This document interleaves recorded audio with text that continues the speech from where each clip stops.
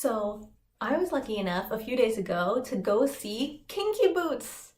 This is a show I've been wanting to see for a really long time, and the latest casting of Kirsty Maldonado as the character Lauren gave me the perfect excuse to finally set a date and drag my family along.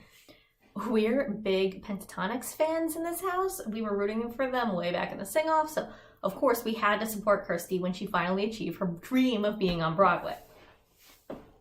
Now, as I said, I had wanted to see Kinky Boots for years, like since it was supposed to be really good, and even non-musical people that I know who had seen it had given it praise. I purposely didn't look too far into the storyline or anything because I knew that I'd see it someday and I wanted to be surprised. Like, I knew the basic premise going in from the Tonys, and I watched Andrew Keenan Bolger's performance of The History of Wrong Guys from Broadway backwards like 1,000 times. And I had heard most of the other numbers on musical playlists and stuff like that, but that was it. This is something I do with most shows, actually. Like most of the shows that I've seen, if I think there's a chance I'll be able to see them in person someday, I don't look too far into what happens. So, like a lot of them, I'll know the basic premise and maybe a couple of the songs going in, and that's it. And then there are shows where I do know all the songs going in, where I like memorize the cast album beforehand, like with Dear Evan Hansen or with Wicked. But even then, it's like I still don't really pay too much attention to chatter about other things about it, so that when you see the show, you still have the surprise of how the songs connect to each other, all the talking bits, how they manage to connect. Like, for example, before I saw Dear Evan Hansen, I had no idea how Evan goes from waving through a window to For Forever. That was a huge blank in my knowledge. And like, once I saw the show, it was like, oh, now I finally understand why people would ship Evan and Connor, because like it made zero sense to me that people would ship them before I actually saw the show. All I knew was that Connor was like the school bully, which I realize now isn't actually true, and that he died. And I was like, why would you ship these characters together? But then I watched it and I got it. So things like that are things that I really like about seeing shows. So that's why I generally won't look very much into things until I can see them myself. The exception being, obviously, if I think there's no way I'm ever going to be able to see it, then maybe I'll, check out bootlegs or something like that, because it's gone, it doesn't exist anymore. What am I supposed to do? Yeah, I think probably one of the only shows that I knew everything already before I ever saw it was Hamilton. And I mean, come on. Anyway, this tangent has gone on kind of long. I was talking about Kinky Boots. Kinky Boots.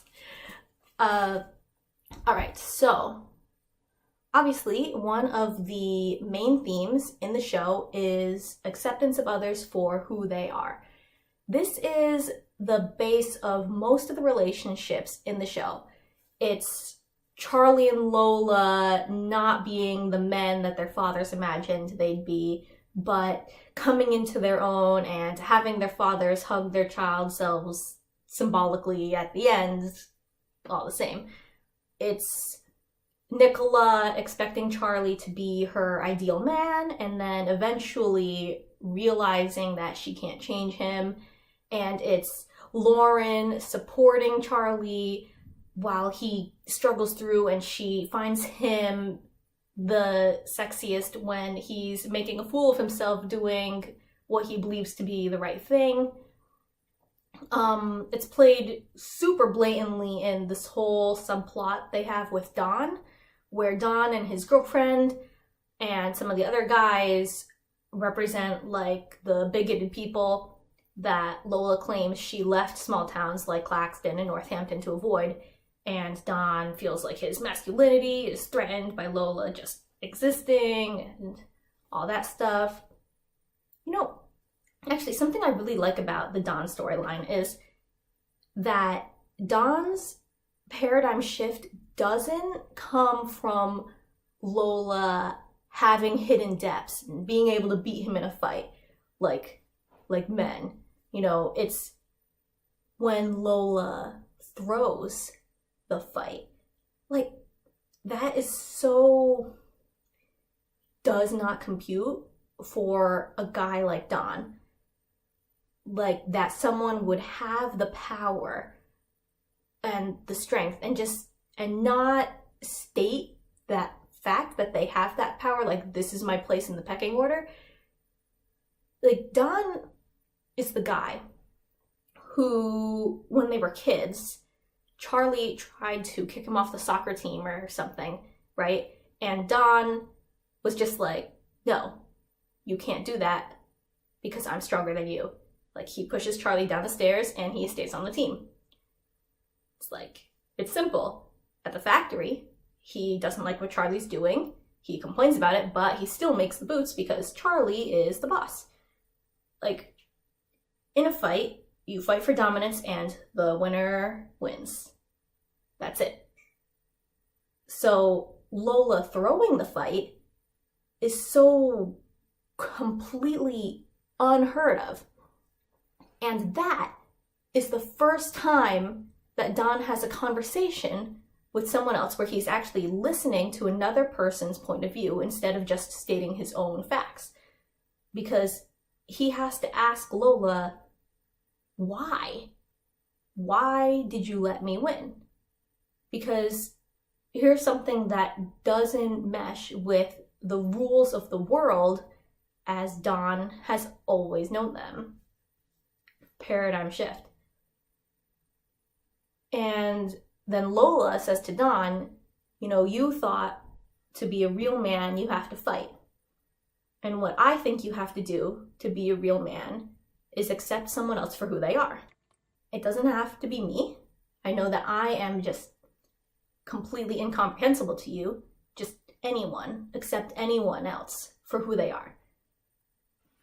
And then, you know, of course, Lauren tells us later that the person Don ends up accepting for that challenge is Charlie, because we saw, right, that Don didn't like the things Charlie was doing. He didn't accept Charlie trying to kick him off the soccer team when they were kids. He didn't accept Charlie trying to fire him when the factory was failing.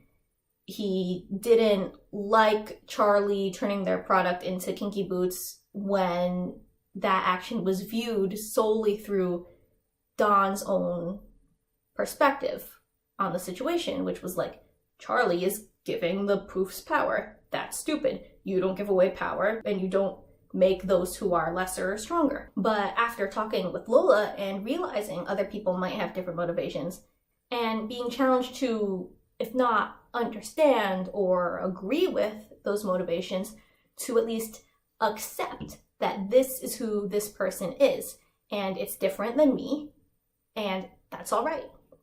So Don witnesses Charlie's argument with Nicola, and he sees Charlie say, no, Nicola, that's what you wanted, and now I'm doing what I want. And he sees Nicola having to ask Charlie why he would fight for the factory, just like Don had to ask Lola why she would throw the fight. And for the first time, Don hears Charlie's reasons for changing the factory, that he wants to protect the factory workers because they are Charlie's family. And Don then takes action and convinces all the other workers to support Charlie in doing something that Don didn't initially understand. And of course, even though Charlie is the person that Don accepted for his deal with Lola, he is then shown to take that line of thinking and apply it to everything else. So in Milan, in the final number, like, he sings that line, you can change the world when you change your mind, which just, that line is it's so heavy-handed, but it touches my heart every time. I love it so much. It's just one of my favorite lines in the show, for sure. Okay, I kind of went on a tangent about Don there. I was going to talk about how the main acceptance story isn't actually the more obvious one with Don's character development, but I think it's the one with Charlie, which makes sense because Charlie's the main character of the show, right? Even if we put aside everything else about Charlie's growth throughout the show, because no one wants this video to go on for like 4 hours, right? If you look at Charlie's relationship with Lola, that's the biggest relationship in the show. And focusing specifically on the accepting others aspect of that relationship, it was more of like a subtle sort of development, very realistic, I felt. I really liked what they did with it because they had Charlie sort of, at first, it seems like he's exceptionally open-minded and he's cool with Lola before many of the other characters, like Don. He stumbles over terminology and pronouns and stuff in a very sort of like, oh my god, how do I not put my foot in my mouth? I don't want to be offensive, but I think I managed it anyway. What do I do? Kind of way. He's very like blundering everything up, but he has a heart of gold. And it's like he doesn't shy away from the facts of Lola's body when he has to talk about things like the logistics needed to make transvestite stilettos that will actually be weight-bearing and durable.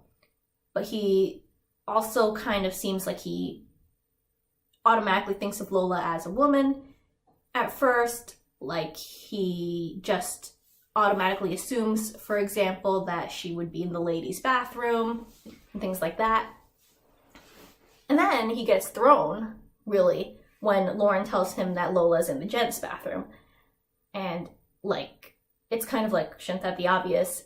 You know, and he's confused why Lola would be wearing a suit instead of a dress. And then he has this whole conversation with Lola where Lola talks about being a guy who dresses differently and doesn't fit in, and reintroduces herself to Charlie as Simon, even though the first time they met, she was like, you can call me Lola because Lola is my name. And I think Charlie is like really confused by that because he thought he had it and then he's like, fuck, I didn't have it. Like I think he's like, he really gets very confused about all the gender nuances and stuff like that, but he tries really hard to sort of roll with it. And he clearly doesn't really get it, but he sort of tries to just go along with it, which is really nice in that way that it shows that people aren't really perfect, but they can try. But then they have this big blowout where Charlie says all these really hurtful, humiliating things to Lola.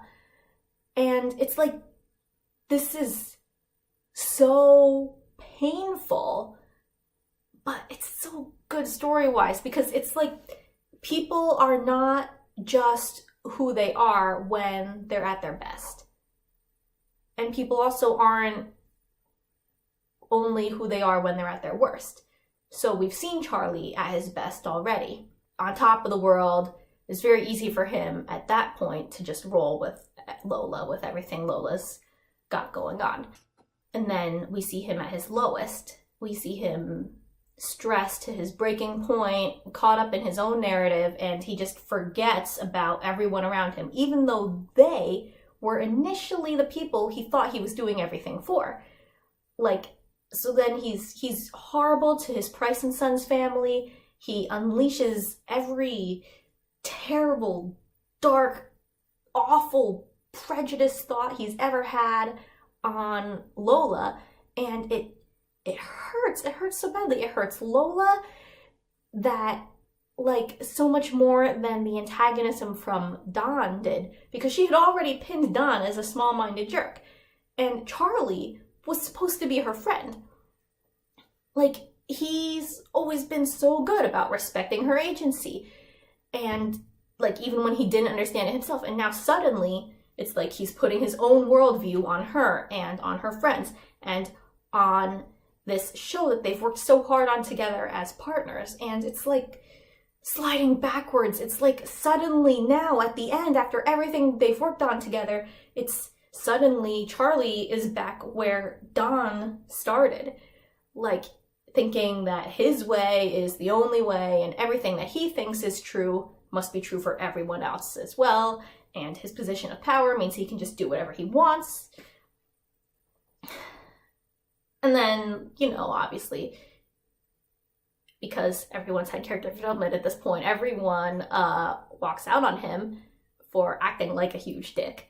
And Charlie realizes what he's done, and that by his own actions, he's lost everything that he had started out with as his number one priority. And then Don, of all people, comes through having accepted someone for who they are, and Charlie remembers what he wants to stand for, like the person that he wants to be. And he makes the decision to be that person, to stand by the principles that he wants to stand by, even though he's just proven to himself that he is absolutely capable of abandoning those principles. But he chooses to stand up to that to himself. So he makes multiple heartfelt apologies to Lola, unprompted, zero assurance that Lola would ever forgive him or even deign to listen to those apologies or give Charlie the time of day ever again. And he acknowledges that he totally deserves it. He doesn't make any excuses. He knows that he was 100% wrong. And he tells Lola this beautiful truth that he actually believes about who she is, and that it's not anything like any of those ugly lies he was saying before when he was angry. And then he goes to Milan and he blows up the show that he was so fixated on, because he made a promise that these were kinky boots to be worn by men and they would be displayed as such. And just, oh my god, like it was so good. It was so good. I can't. It was so good. Anyway, well, that was a lot of talking about that one aspect of the plot, and this is like getting really long now. I'm just going to mention very quickly a couple of other things that I noticed or that I thought about the show. So, first of all, 3 times throughout the show, they address the audience as ladies, gentlemen, and those who have yet to make up their minds, which, while a tiny bit binary in the language choice, is, I think, a really great sentiment to emphasize that this is okay, that you don't have to be one or the other. You can be unsure. Like, it's all fine. I really like that, and I saw reflections of it immediately. Like, at the stage door afterwards, we ended up next to, first of all, we were next to like this adorable little girl who was like clearly learning at a young age that people are people.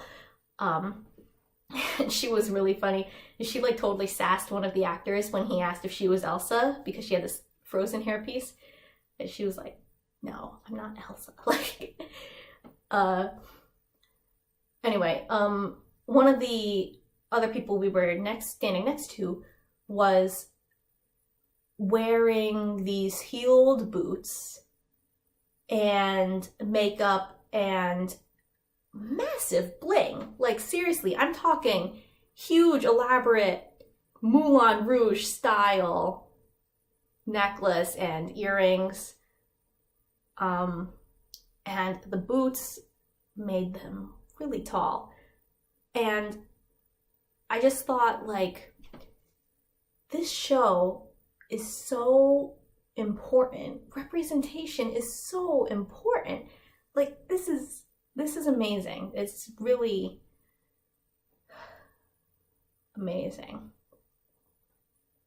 Okay, a funny thing that happened in the show, and this is really just like the beauty of live theater, right? This woman in the row behind us at one point, she talked a bit when Lola was addressing the audience after Hold Me in Your Heart, and when Brady was answering her in character as Lola, obviously, completely unscripted, clearly, and it was like so funny. It was a really memorable live theater kind of performance. Even though I do think you probably shouldn't do that as an audience member, like that seems kind of rude to me. Although then again, I'm not a performer, like, so I don't really know. Maybe they like shaking things up sometimes, like you do the same show 8 times a week. Maybe they like a difference, I'm not sure. One tiny thing that I wondered about, and I know this is like a really small thing, but Kirsty was wearing a blonde wig as part of her Lauren costume, and I'm kind of like, why? Like, I didn't see anything in the story that makes it important for her to be blonde. Like, I know that the Kinky Boots show is based on the 2005 movie, and the movie is in turn based on a 1999 documentary, which is about a true story. So I don't know how much that might be coming into play here. Like, I mean, because when I was watching it, I was thinking, I don't see why she needs to be blonde.